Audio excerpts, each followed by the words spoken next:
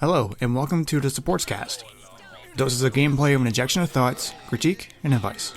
My name is Bluegill, and thank you for joining me today. Welcome to Awesomenauts 2.4. This is the replay feature. You are watching myself with Froggy G, a Sentry, versus Coco, Admiral Swiggins, and a Gnaw. So we can have a look around, we can look at other people's perspectives, we can see their cooldowns, what items they bought, if they're talking to each other, that kind of thing. So I decided to try a different build for this match. I'm going for a healing wave specific build. What I did first was get the suicide drones to help me defend myself better if I needed to. It's not the most effective, but you got something anyway. Some people say to just max out healing wave first. I like having that extra bit of defense, maybe to sneak in a kill or help someone get a kill. So it kind of helps you get more money that way. We also have a new character in the patch. His name is Sentry. He's a tank, and he's excellent for crowd control and lane control. He's very good against blocking people in with his mines, or using his black hole to suction people in.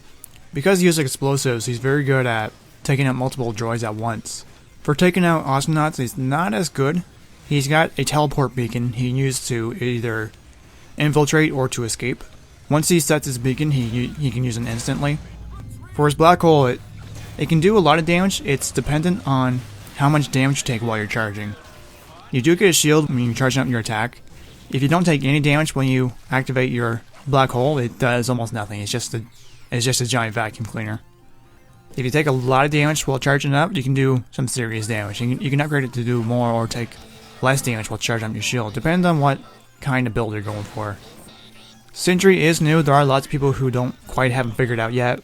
We managed to get a good play with this match, and we had a solid team that we were up against as well. So our team has a tank, a brawler slash assassin, and a healer. Which means there's one person very good at taking out droids, one person very good at taking out Awesomenauts, and one person very good at keeping everyone alive. On the other team, you have someone very good at harassing or chasing down people, someone beating the crap out of people, and someone laying down the fort. Our team is more consistent of just pushing and pushing and pushing. The other teams, they got solo builds as well. It's going to be a tight match throughout the entire video, because Nod doesn't have to stay in the lanes to fight the droids. He can just lay down his plants and let them do the work, or he can lay them down in the jungle and get continuous healing, as he does multiple times throughout the match. If there's no one defending the lanes, but you have to take down the enemy, Nod's a great choice to do, because you can multitask that way, and get extra credit through the solar. The big problem with Swiggins was his anchor. If you try to charge him head on, Swiggins would use his anchor, then set up for a big attack. I was victim to that anchor quite a few times, a lot more than I should have been. Much of the time I was just going right behind my allies and following them. Then Swiggins would take note. He would see that healing beams, and he would go after me first. Our Froggy G, I played against him. He really knows his stuff as Froggy G. And the other team, they're quite experienced as well. The biggest challenge is just keeping them back long enough to get our droids to get to the turret. And taking them on one by one does not do the job. You have to do a focused effort. Sentry had a good idea of laying his beacon in the middle of the map. The other team can see it, but they can't do anything about it. They could lay down traps. For now, he could lay down his wheelings and pelt them that way. But since they can't really take it out or anything like that, we can see if anyone's in there. So that gives us good area awareness of that. So that was pretty good playing on Sentry's part. Sentry did have a good black hole charged up. He tried to go towards me and escape, but Swiggins had the upper hand, because the black hole is quite powerful, but if you're not in the center of it when you're being pulled in, you can still get away from it if you're fast enough, or if you have a dash attack or anything like that. I think Yuri's time bubble, if you have the debuff immunity, what I've researched so far is that he can get out of the black hole because it's immune to debuffs. However, I'm not sure that applies to his allies as well. Much of the time was just trying to chase after people and take them out, but they did have some cunning using the jump pads to lose us. I have the hover, so I have a chance for a getaway, but Swiggins is always focused on me. He's trying to take me down. You can try to get away, especially with Nas poison. It's hard to make it out alive, because even if you do escape, there's the matter of, do you have enough health to get to a health pickup or back to the base. Because when you're taking poison damage, you cannot teleport. And with not having plants in the jungle, it makes it even harder to make it out alive. And because it's still early in the game, I don't have the Solar Crab Burger. I'm building towards Healing Wave, Dreams and Greed, and then Solar Crab Burger. That's my main part of the build. But where it's still early, I only had my drones at the time. So I bought Happy Thoughts, increased my healing. It didn't look very good for us, but you should never give up on a fight. Just, you never know, the last minute it could all change. The replay system is new. If you look in the video once in a while, you'll see that the turrets are invisible. That's just the visual bug. They're not actually taken out, because when a turret's taken out, you can see the debris left over, but some parts of the video, the turret's not there, period. And sometimes in the items, you'll see that, say, Swiggins will have Nas items, I'll have Froggy G's items. They're a little bit mixed up, but it's still a new thing. It is useful to have. This is a big upgrade and only seeing what I could see during the game. So once I made it back down, I maxed out my Happy Thoughts just to make healing better. So Froggy G has the capability of going after the other team and taking them out. Sentry has the capability of restricting their movement through the photon mines. And myself, just trying to keep myself alive, if anything. Coco's Ball can be a major pain in the ass to deal with because it's a bright colored particle, and if there's a lot of shiny things around the map, it can be difficult to pick it up because explosions and mines and anything else that emits particles or kind of a shine. Coco has the advantage of just popping it in and no one will notice it because of everything else going on in the background. So while they may just be visuals, they do have that advantage. Say for example, Genji's Storm. It's just a storm and no one really falls for it. But it's a good setup for using your cocoon because no one sees that spitball flying through a cloud. So there are ways of using particles or visuals to get the upper hand. Vidian Spike's cloud or Genji's cloud, all kinds. Many people have different kinds of particle effects that they emit. If you're playing Coco, it's a good idea to get your ball maxed out as quick as you can. Something happened to... he disconnected. I'm not sure if it was done manually or what. But they don't let the bots get in their way either. So once I maxed out my heal wave, I got Dreams and Greed to increase my solar payout immensely. Because as you can see in the video, you can look at all the solar that I'm making. For 8 HP, I get 2 solar from that wave. And that's for each person. If I have a lane of droids, or if my allies are in front of me, that's 2 per person. That's just on minimum heal as well. The solar payout doesn't increase by much. That's why I don't bother with the euphoric thoughts, because you have to charge up your heal wave to get more heals. So someone recommended that I try Dreams and Greed to increase my level quickly, where I can just spam my heal wave and not worry about, maybe I should charge it up. That's not a concern, because if I need to do more heals, I can just increase my heal bod, but a good ally will try not to lead you into a death trap. If they do, you don't have to follow them. That's their own demise. It doesn't have to be yours as well. And I've seen a lot of people when I play support, or if someone plays support, a good way to handle a support player, treat them like a roadie. Just don't pretend that they're not there, because we're the ones behind the curtain. We're trying to get the upper hand in the situation by helping you out. We can't do a lot in front of you, but we do better by being behind you, or by being that distraction. You should protect a support, but you should take the lead. A good support should not lead, I believe. You don't see support taking the lead because that's where they're most vulnerable. Being behind someone, that's where they can use the most of their abilities. There was quite a bit of lag in this game. For my allies, they were at, let's see, it was at least 200, but for their team, it was at least 400, sometimes 500. So it was difficult to see where everyone was, because someone might be in one part of the map, but they could be back at the base for all we know, because there are some spots where someone lags out. You'll see with Froggy G, he just sits there, and before you know it, he's up a lane. So with not out of the way, their defensive potential was diminished, but however, they have a Scolder with them. Having this kind of combination, throw, the energy ball, and the anchor, it's quite a devastating combo. And that's if they work together.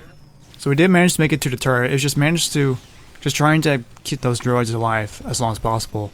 Wasn't a whole lot of success, but just with Coco right there in front of us, it was just getting ready to get out of the way.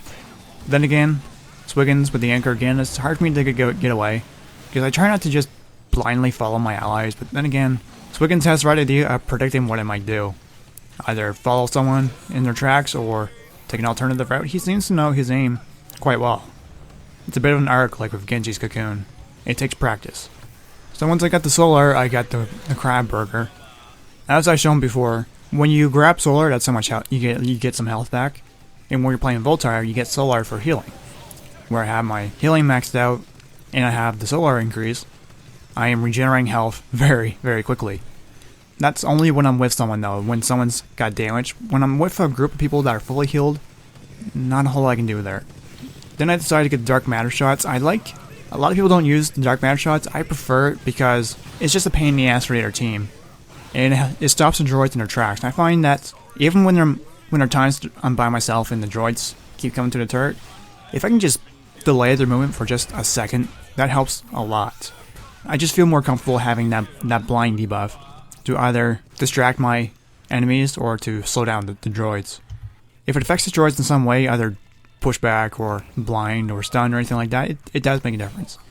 And where it's automatic, where I'm not having to use the ability, it doesn't have a cooldown just for each shot. I don't have to think about shots either. It's just when I'm nearby a target, the drones fire for me. If the droid does make it to the turret though, they keep on attacking. It only stops their movement animation, but it does not cancel the attack animation. That's something to be aware of. You can't just get in front of someone, in front of a droid, and just expect them not to touch you, because they do. They can't see, but they can still swing their arms. So Sentry was having a lot of trouble getting the hang of his black hole.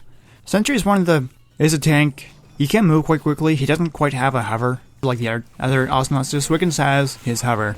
Clunk has his hover. Thurple has kind of like a hover feature. Sentry kind of does, but it does wear out pretty quickly. Because it's kind of a double jump, but you can keep tapping to jump longer. And when you have 3 enemies going towards you, and I'm almost powerless to help you, do be careful about going further than halfway across the map. Once you enter their territory, it's a big risk. So I've seen Froggy G getting thrown around quite a bit. I saw that on the minimap, so I tried to help him out, trying to block his way. I did manage to do that, and Froggy G managed to get an escape. If you can, some attacks pierce, and some attacks they only hit one person at a time. If you're able to just block it for half a second, that could be long enough for your ally to escape. Not necessarily for you to heal them out, just for them to get back to the base.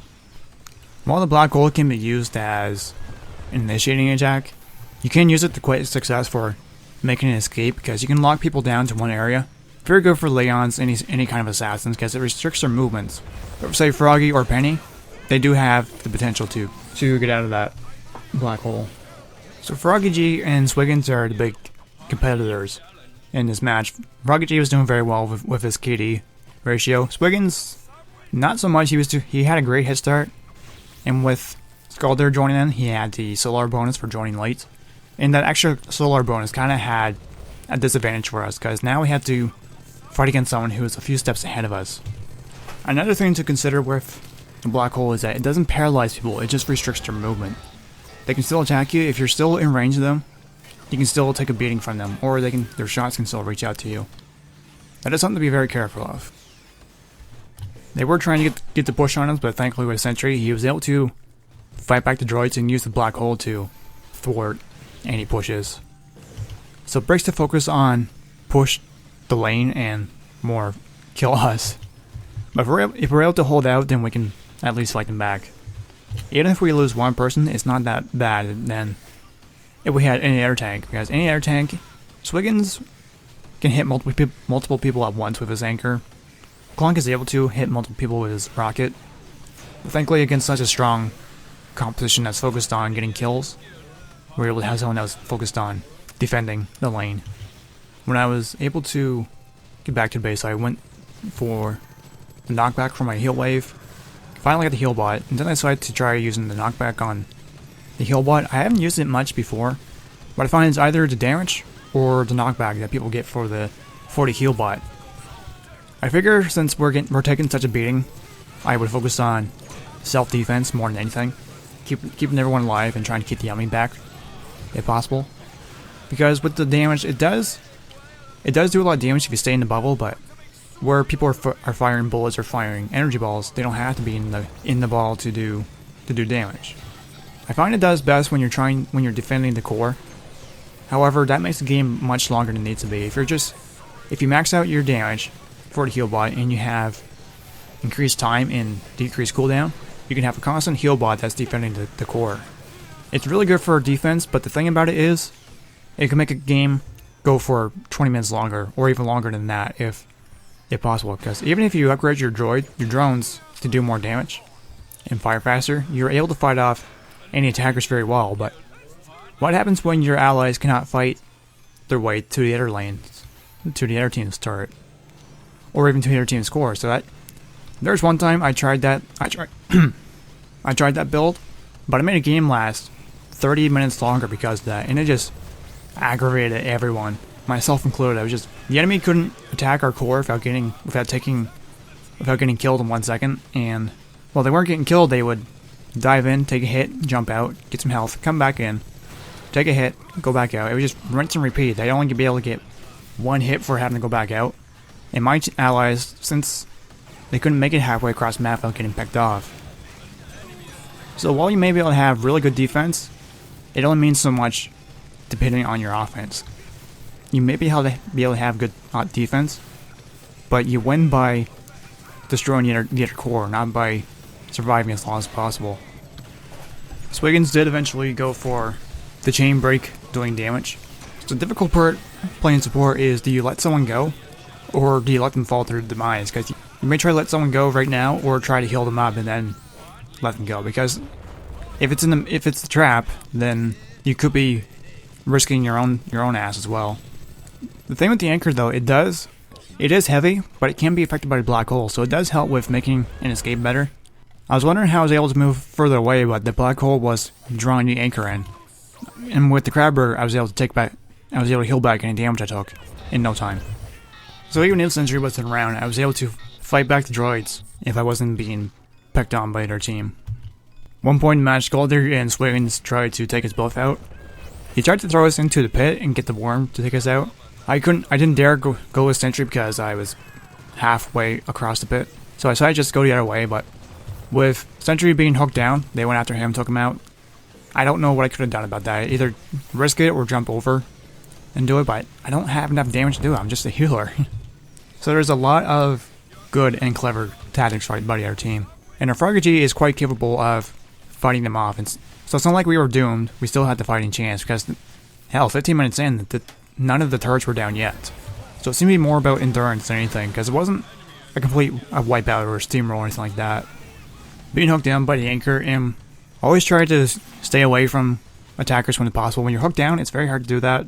You're not exactly locked into a set distance. The advantage you have over Skulder is that you can hover in the air, so you could stay under the platform and be guarded by his earthquake, or even be under one of the lanes and still hover and heal people, because you can still heal through platforms and you can protect yourself from his earthquake. I think having the knockback for the heal bot did have a lot of use, because it was at least able to knock back an enemy just a little bit, perhaps enough just to delay an attack, or to give us enough time to get away, or to set up a bigger trap if needed. With Sentry's Beacon, you can get an item that makes the beacon go invisible after 5 seconds. What you can do in the later game, you can set up in the enemy's base, and should you die, once you land from the drop pod, you can just teleport your way back over instantly. So if you don't like playing Leon, but you need to get to the enemy core when the enemy's at your core, that's a good way to take it there and try to get them away from your base. Sentry getting a better grip of his abilities. Froggy G being able to fight off the enemy very well. Myself having my main upgrades, and everything else as a bonus. So Sentry was focused on maintaining the lanes. Froggy and I was just going for a turret and trying to take down the enemy if they got in the way. It's just a matter of keeping those droids back, because they don't seem very threatening, but if they keep pelting away at a turret, they will get it eventually.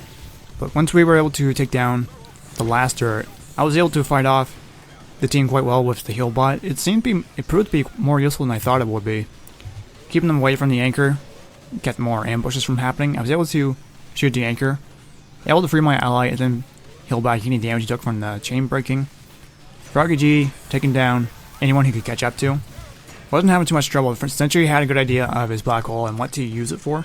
And being this late into the game, it took quite a while for someone to come back to the fight. And the last part, getting the black hole, at the very last of it, Froggy D was able to get a hit. Surprisingly, the droids were able to get the last hit on 2 of them. So don't underestimate those droids ever. And with that giant burst attack, the entire enemy team was down, and the core was ours to take. It was a good play for everyone, I think. So this is how the replay feature looks. If I was zoomed out too far, or if there's some things you don't understand, feel free to ask me a question. I'll probably be using the replay for future videos. I'm quite pleased with it so far. It's really useful for seeing where the enemy was when, instead of just looking at my perspective and being completely focused on my field of view, I can look at other teammates and see what they were doing at the time. So that's all for now. Thank you very much for watching.